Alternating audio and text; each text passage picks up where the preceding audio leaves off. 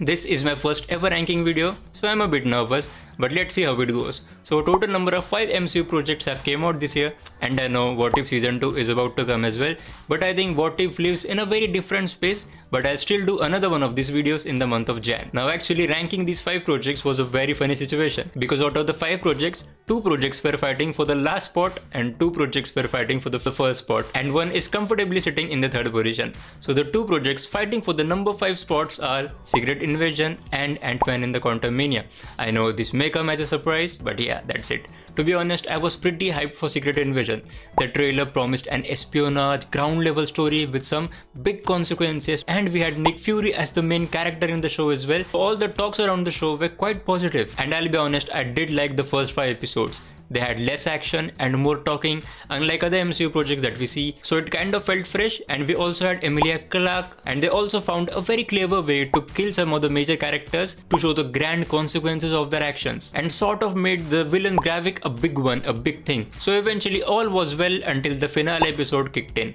The finale was just took things too far. But until the first 5 episodes, after each episode I was like, good, they are building up to something big, they are building up to something good. But the finale was disappointing. Moving on to Ant-Man Quantumania, another very hyped project, and of course the introduction of Kang the Conqueror. We were in it for all of it, but the writers weren't. The only good thing they can recall from the movie was Scott Lang and Casey. That's it. Other than that, it was really a forgetful movie. Kang didn't look as menacing as it should be. He was defeated quite easily. The comedy by Hank wasn't really that great as well.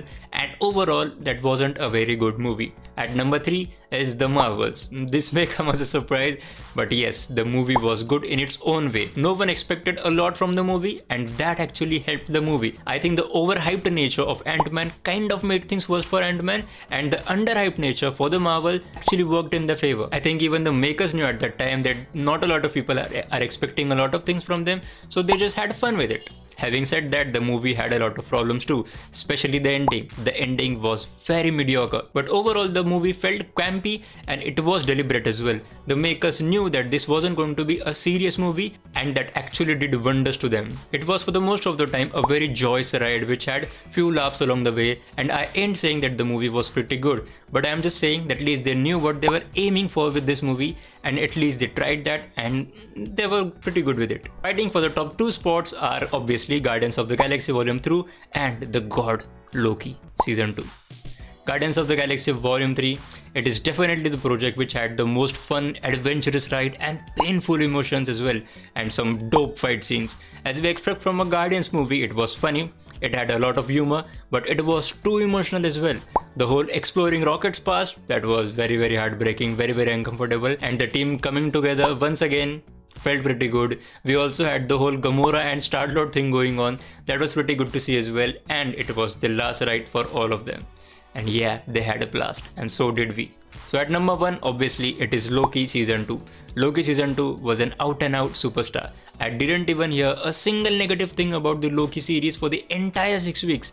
Each week there was a different anticipation for the next week. Everyone was only discussing theories and how Loki will come out of this and etc. So everyone was talking only theories, no negative talks about the show. The writing obviously was very commendable. The acting too from almost everyone of the cast. It was spot on. And oh man, how can we forget the ending?